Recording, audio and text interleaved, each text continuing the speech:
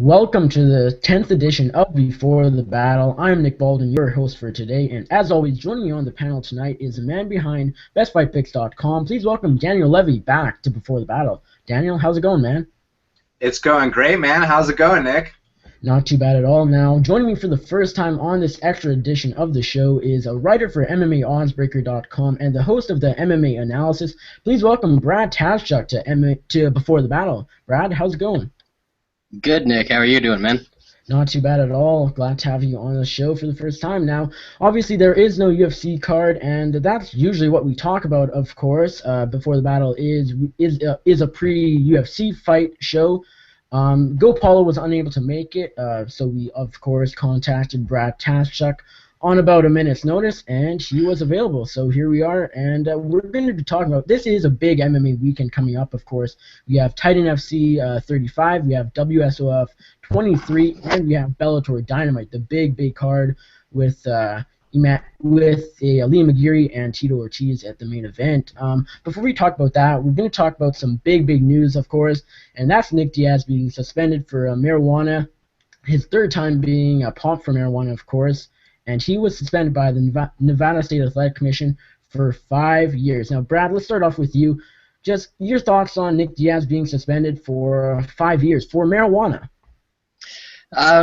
Honestly, it's easy to be outraged about him getting suspended for marijuana and yada, yada, yada. Yeah, it shouldn't even be a banned substance, but the fact is it is a banned substance, and he's tested positive for it twice before.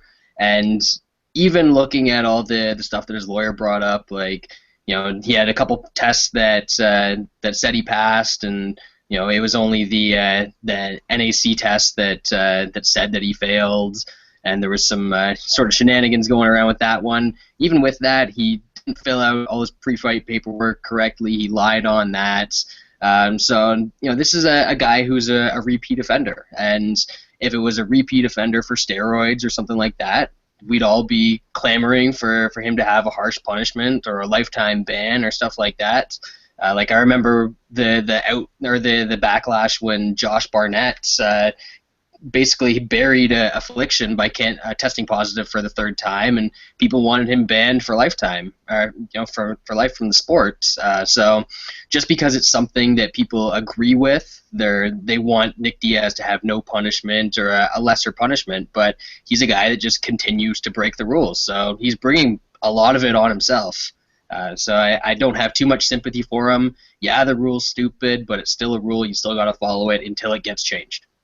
All right, Daniel, and what is your take on Nick Diaz being suspended for 5 years by the Nevada State Commission? When you talk about how the rules are the rules, it says that a third offense, is punished by 3 years. They gave him 5 years, in a way that, that almost seems unlawful and just unheard of. And, I just don't get how weed is on the banned substance list, and I think that, this is going to somehow get overturned. It's going to get taken to court because 5 years when a third offense is supposed to be 3, yeah, I don't know about all that, man. And Daniel, do you think we ever see Nick Diaz, not necessarily in the octagon, but do you ever think we see him compete in the sport ever again? I do. I like to stay optimistic, and I hope we see him back in action sometime soon. And Brad, do you think we see him back maybe overseas or just in 5 years, or say maybe it gets overturned and whatnot by a bigger court? Do you think Nick Diaz will fight again? I think he will. As much as he's a guy that always likes to say, yeah, I hate the sport, I want to walk away from the sport, he freely admits that he has no other way to make money. So he'll be back. And I do agree with Daniel. I think that it will get overturned on appeal. So I think we'll see him back sooner than 5 years for sure. All right, now let's move on to WSOF 23. Before we get to the main event, let's start out in the co-main event. We have a title fight between David Branch and Teddy Holder. And if you're unfamiliar with Teddy Holder, he's the guy that upset Thiago Silva on just a day or two's notice not too long ago. And so, Daniel, let's start with you. Who'd you like to take home the WSOF title? The thing that's really cool about this fight is that, David Branch, he is the middleweight title holder, at the World Series of Fighting, and now he's trying to get that light heavyweight title, and he's taking on the guy that knocked out Thiago Silva. So it's going to be a really good fight, but I'm going to have to favor the experience here, and I think David Branch is going to get it done. And Brad, what about you? Yeah, man, Dave Branch, he's going to join the greats like Dan Henderson as one of the few simultaneous two-division belt holders. So, Dave Branch, top 5 fighter, light heavyweight and middleweight. And honestly, it's WSOF. I'm not too familiar with either of them, but I often disagree with Daniel, just kind of for the hell of it. But here, just because Daniel gets more picks right than I do, I'll go with David Branch. All right, the main event of the evening, we have a rematch for the lightweight belt, I believe. We have Justin Gaethje, the champ, taking on Luis Palomino, and obviously these guys squared off earlier this year, and it was a very fun fight. Gaethje ended up getting the stoppage win later on in the fight. Brad, who do you like in this matchup? In the first fight, I actually thought Palomino had a pretty good chance. I ended up having a little bet on him, and it was competitive for the first round, but then you saw Gaethje start to figure Palomino out late in the first round, throughout the second, and eventually get the finish, utilizing those leg kicks a lot. So if Justin Gaethje was a smarter fighter, I would say that he's going to come out, do what he did in the latter portion of that fight, and really dominate here, but honestly, he's not that smart as a fighter, so he might come out. I know he said that he needs to get hit less, but I think once he gets in there, he just sort of goes into brawl mode. But his chin is so good and his power is so good that I think he's still going to be able to pull it off. But again, the line is way too high on Palomino here. And Daniel, in your eyes, who takes home the lightweight crown? Justin Gaethje, he's one of these guys, like, he's basically a new school Leonard Garcia. He throws those haymakers, but obviously he's got, more skills at his disposal than Leonard Garcia because this is the new school. And he's really finding his home as the champion in WSOF. And I think this time he's going to go out there and he's going to finish Luis Palomino a little quicker. And Justin Gaethje is a guy that I like. I've watched a fair number of his fights, and I, of course, like him in this matchup, in the rematch. Really a rematch that I don't think should have happened. It was a fantastic fight, but Gaethje did get the win, the stoppage win.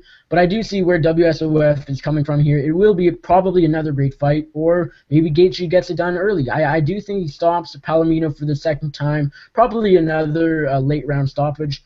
But I can't go into the fight expecting a war like we saw last time, just because I don't want to be too disappointed, at least. All right, let's go on to Titan FC 35, and this is a card that I'm really looking forward to, and I'm a bit disappointed that this is actually on the same night as a Bellator on a Saturday, because I really do want to watch both cards. So let's start out with Steven Siler taking on Austin Springer. Now, Siler is a guy that was cut from the UFC, and then he went over to Titan and challenged for the title. He lost then champ Desmond Green, and so here we have him versus Austin Springer. Now, Brad, who do you like in this matchup? Well, first of all, I just want to say you're going to have plenty of opportunity to flip from Bellator over to Titan, because there's going to be Phil Davis and Emmanuel Newton fighting, and that is going to be 10 minutes of hot garbage. So you can at least flip over to Titan while that's going on. But as far as this Siler-Springer fight goes, Springer has a little bit of power, but Siler's a pretty durable guy. He's the better overall grappler here. He's probably the cleaner striker, so I do like Siler, but it's Steven Siler, so it's hard to have a ton of confidence in the guy. And Daniel, who do you like in this matchup, Siler or Springer?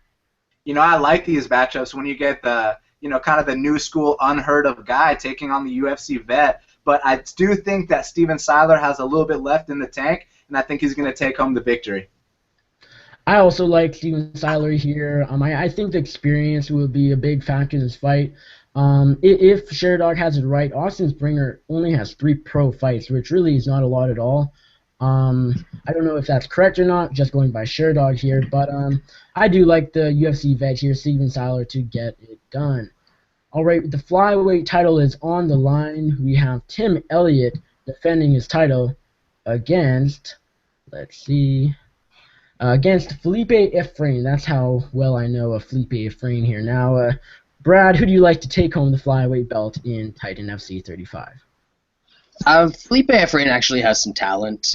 He's 21 years old, out of Brazil, but this is going to be his first fight outside of Brazil, first time coming to the U.S., and he's fighting a pretty good fighter in Tim Elliott. So Elliott can be a bit inconsistent, but even at his worst, it still takes a really quality fighter to beat him, and I just don't think that Efrain is there.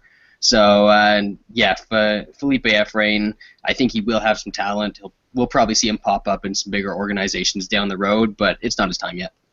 And Daniel, who are you favoring in this matchup? I'm honestly not qualified to talk about Felipe Efrain because I've never seen him fight before. But as far as Tim Elliott's concerned, he's one of the most creative strikers in the flyweight division, and I was actually kind of disappointed when he got cut. Most of the time I agree with the UFC cuts because I think Joe Silva really recognizes when a guy's not ready for the UFC. But I actually thought that Tim Elliott was a really good fighter with a lot of potential, so I think he's going to go out there and he's going to win the title. I agree with both of you here. Tim Elliott is a better fighter. He is, in my opinion, a UFC caliber fighter, like you mentioned, Daniel. I did not agree with the UFC brass cutting him because he did go up against very top competition. He got submitted by Joseph Benavidez, had a very good fight with Zach Makovsky, a very close fight. And both those guys are really up there in the rankings and whatnot. Both are top 10. Benavidez definitely top 3 and everything. Tim Elliott, the better fighter, more experience. And then again, I don't even know who Felipe Efrain is. So like you, maybe this guy is like the next Demetrius Johnson, but I kind of doubt that. So I'm going with Tim Elliott. All right, the co-main event of the evening of Titan FC 35, we have Andre Harrison defending his featherweight belt versus Desmond Green. Now, Brad, who do you like in this matchup? First, I just have to say this is sort of where Titan starts to lose me because on paper, these are two quality fighters, and we've seen decent performances out of them in the past. But when you put these guys in a 5-round title fight, I could see this being a 5-round, 25-minute fight where there's just not a whole lot of action. And that seems to happen quite a bit in their title fights. So I don't know if it's something with the booking or they're just stuck with a roster of guys who maybe aren't that exciting. But in this fight, I think it's really, really close. Green is probably the slightly more dangerous striker, but I don't think he's got as much of an advantage as he needs to cancel out Harrison's wrestling, and Harrison just seems like a guy that does more. So I'm going to side slightly with Harrison to pick up a decision, but this is got like 48-47 split decision written all over it. And Daniel, who will take home the featherweight belt in your eyes? Harrison's one of these guys that came out of nowhere, and now he's the champ, and he's getting better every single fight, but Desmond Green, he's a guy that I've always seen a lot of potential in, and he's always gotten right to the cusp, and then he's slightly slipped, and I think this time he's finally going to get over that hump, and he's going to defeat Andre Harrison and take home that title. I agree with you, Daniel, here, and don't agree with you often, like I mentioned, but I like Desmond Green to pick up the featherweight title for the second time now. Of course, he was the champion, then Kurt Hollabog beat him, and then Harrison went on to beat Kurt. But Desmond Green, both these guys, I wouldn't mind seeing in the UFC actually. But this is an intriguing fight just because it's really close. But I kind of have to agree with Brad here in the sense that it does have potential to be a pretty damn boring fight. But I'm definitely going to be tuning into this fight, no question about it. Really looking forward to it, even if it is maybe not the most exciting fight. But Desmond Green, I think, will just have the slight edge in this fight, kind of for 25 minutes, and probably pick up a decision win. All right, moving on, we have the main event of the evening. We have Pat Healy defending his lightweight title against Rick Hahn. Now, Daniel, who do you like in this matchup? Rick Hahn's a vet, and, you got to have a lot of respect for that guy. He shows up to fight every single time he fights, but the thing with Pat Healy is he's one of these relentless grinders, and, he never stops, he never fades, and, I've seen Rick Hahn fade before, and I think at this point in their respective careers, Pat Healy's still a little bit more hungry, so I think for that reason, he's going to get the victory. And Brad, what about you? Healy or Hahn? Yeah, I've got to go with Pat Healy as well. Rick Hahn's, 39 years old now. He's coming to the end of his career, and we've seen that guys who bring out a lot of activity and volume are what gives him trouble. So you know that Pat Healy is going to be really, really slow on the feet, but you also know that Rick Hahn, even if he hits him with shots, isn't going to dissuade him from coming forward. So Healy's going to come forward, he's going to throw a lot, he's going to get into the clinch, probably struggle to take Hahn down for the first couple rounds because of that judo background, but eventually he'll start to get him down, third, fourth, fifth round, Healy will start to take over, and I see him taking a decision here. I agree with you both. Pat Healy, he does have a ton of fights, but I do think he has a bit left in the gas tank for sure. He is a Titan FC champ for a reason. I definitely like him to win this fight, and possibly even by a TKO. It did worry me a little bit that he looked pretty poor against Edwards in his last matchup, especially with Edwards coming in on just a few days' notice and all that. But he definitely took over in the second and took that win, of course. But definitely got to side with Pat Healy here, and Let's move back to Desmond Green, Andre Harrison for a little bit. Brad, do you think the winner of this will go on to fight in the UFC?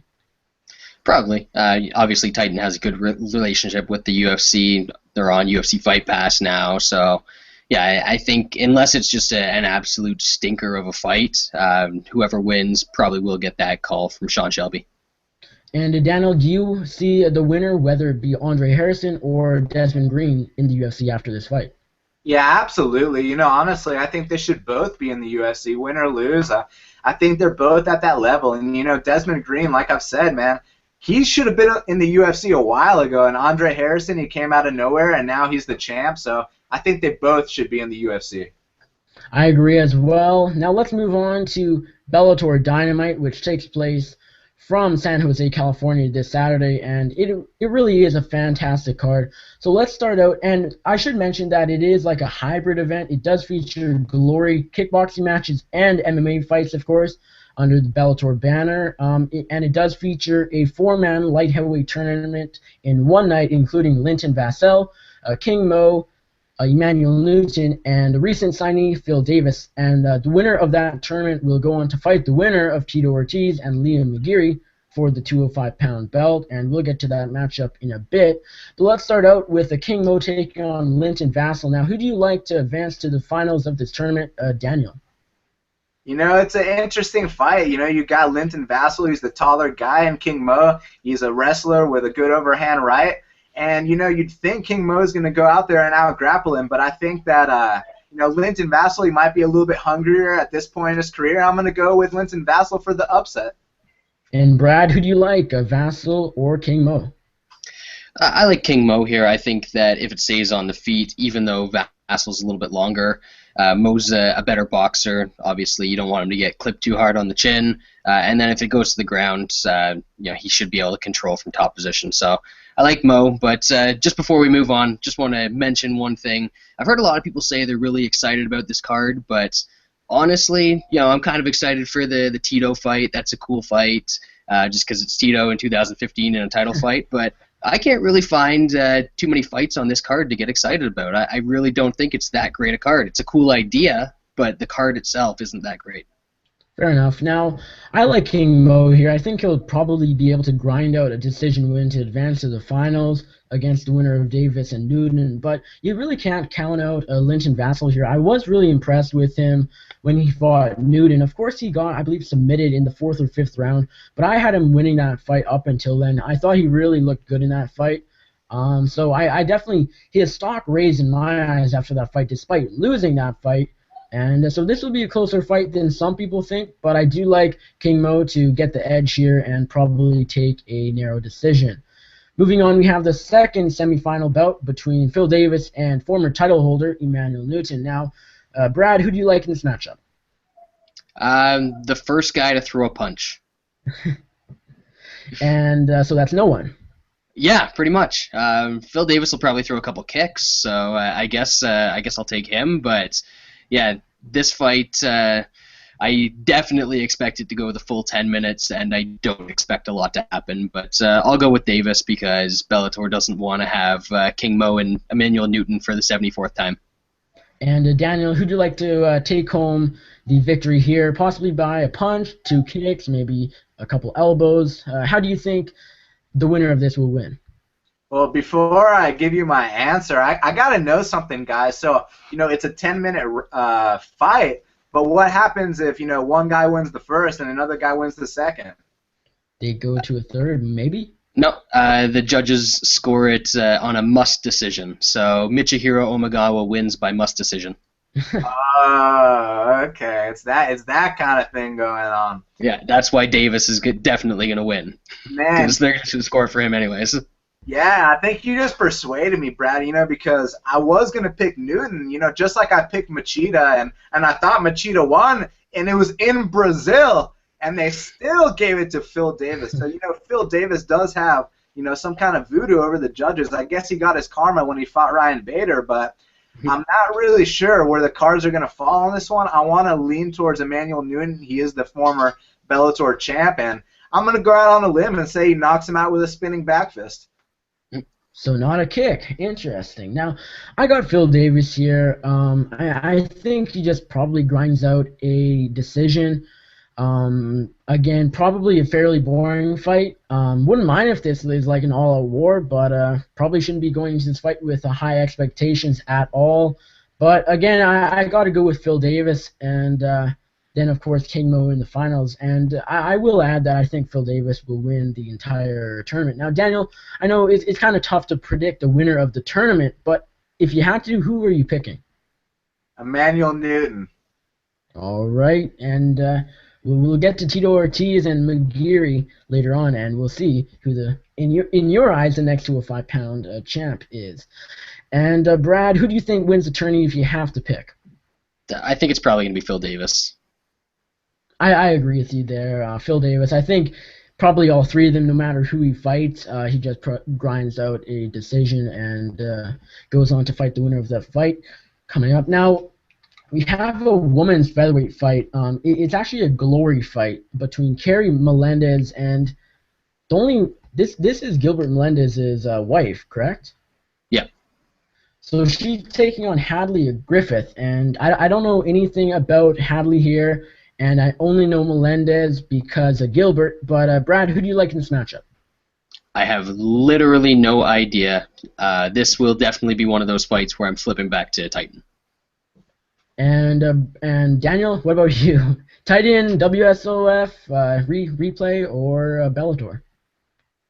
Honestly, I'm not qualified to talk about that fight either, but I will comment on the fact that, they do have the glory fights and the Bellator fights, in one arena and one night, one channel. I think that's pretty damn cool, man.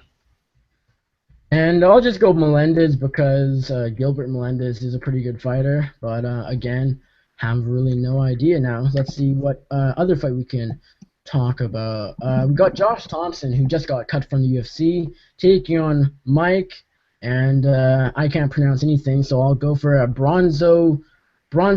I have no idea if that's right at all, but Josh Thompson and Mike, let's say that. Daniel, who do you like in this matchup? When Josh Thompson was in the UFC, my rule was to always fade Josh Thompson. But now he's in the minor leagues, and he is minus 900 or something crazy like that. So I definitely don't recommend betting on him. And the thing with his opponent is that this guy lost to Joe Riggs, and one doesn't simply lose to Joe Riggs. So Unless you're on Stallings. Yeah, I know, right? And oh man, don't even remind me those DQs, those split decisions last weekend. It was rough. But moving on to the present, as they like to say. I'm going to have to go with Josh Thompson here just based on the experience. I think he'll get a split decision. Brad, what about you? Thompson or Mike? Definitely Josh Thompson here. Mike Bronzoulis is just as old as Thompson is and always been a more limited fighter, bad cardio. It's kind of worrying that Thompson's coming back so soon after the beating he took from Tony Ferguson, but still, he's just way better than Bronzoulis in every area. I like Thompson as well, just because I don't know who Bronzoulis is. I know Josh Thompson. He is in UFC caliber. Mikey the Greek. I thought that was Anthony Christodoulou. No, that's Tony Pudding. I have no idea what you guys are talking about, but that is all right. The fight, I gotta go Thompson just because he's not UFC caliber anymore, but he's definitely Bellator caliber. And he's going to win this fight. Now, we have a welterweight glory fight between Fernando Gonzalez and Paul Daly. Now, this is a very interesting matchup. And, Daniel, I know you're looking forward to this, so who do you like in this matchup?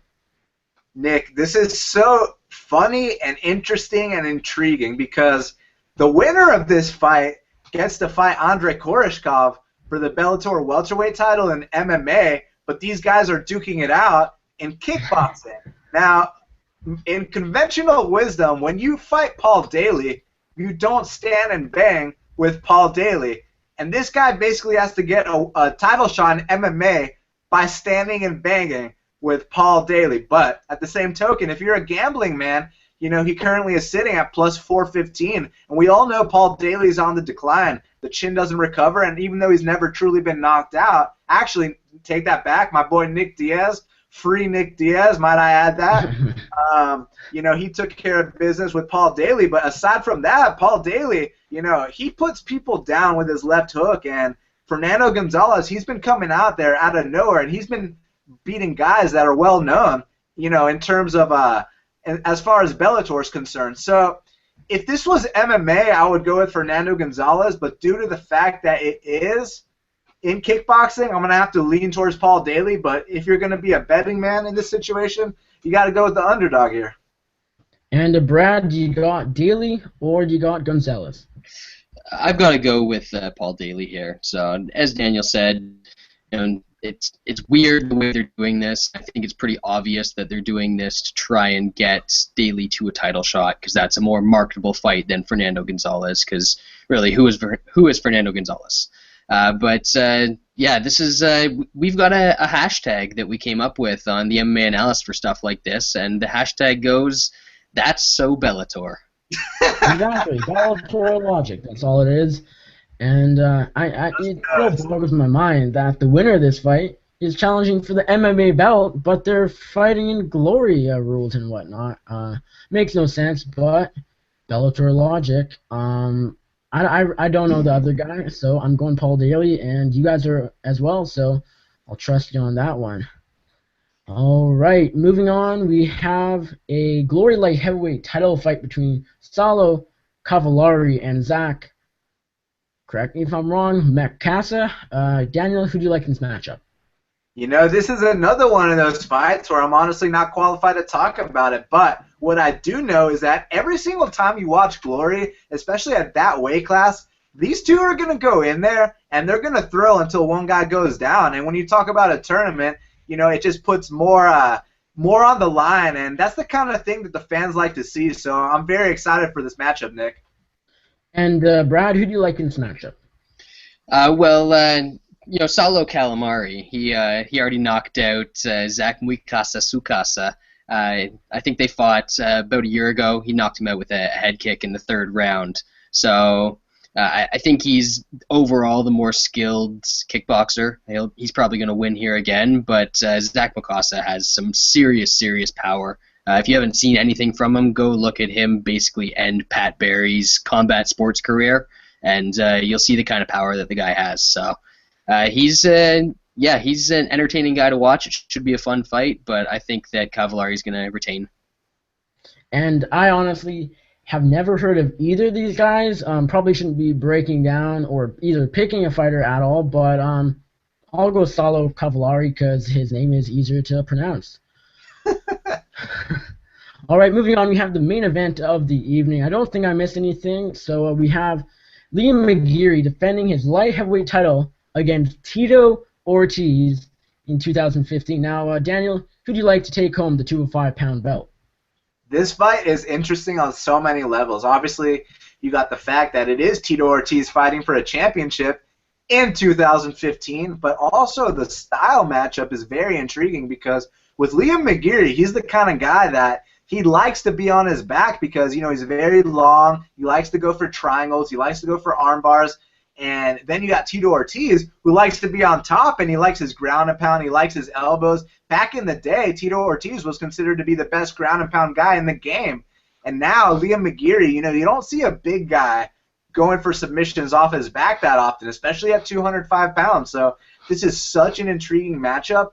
And I'm going to go with Liam McGeary. You know, even though he is the big favorite, and from a betting perspective, it might be worthwhile to take a shot on the dog. But from a picks perspective, I do think that, I got to favor the youth, the size, and just, that next gen. That's what he brings to the table. These big guys that are attacking off their backs. So, and let's say it stays standing. I think he can deliver a good body shot to Tito Ortiz, because we all know Tito Ortiz hasn't been taking body shots too well throughout his career. So I'm going to have to go with the champ here, and still.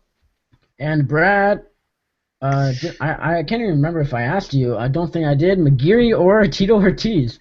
Well, I'm going to have to put on the hat for my dude Tito Ortiz here, because this man is going to come out, and it's not that Liam McGeary likes to be on his back because, he's got a good sub game or anything like that. He just ends up on his back because he's British. I was watching the stare down earlier today, and I was shocked. It looked like it took everything Liam McGeary had to not just fall over and let Tito Ortiz into his guard right there at the stare down. So McGeary, he's going to get taken down early.